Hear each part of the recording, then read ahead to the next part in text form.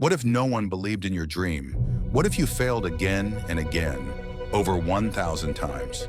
This is the real story of Colonel Sanders, the man who never gave up. Harlan Sanders, the man we now call Colonel Sanders, had a very tough life. He was born in 1890 in Indiana, USA.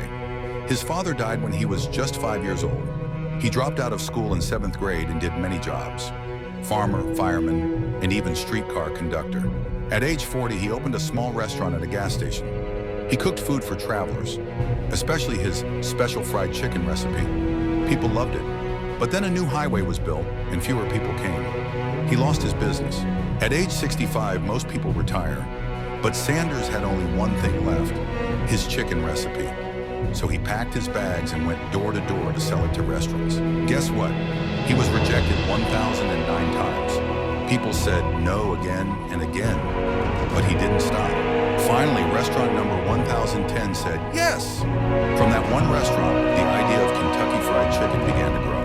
He started the KFC franchise at age 65. By age 73, there were over 600 KFC restaurants. Eventually, KFC became a global brand and made him a millionaire. Colonel Sanders' story teaches us something powerful. You're never too old to chase your dream. Even if you fail 1,000 times, keep going. All it takes is one yes to change your life. If you like this story, don't forget to like the video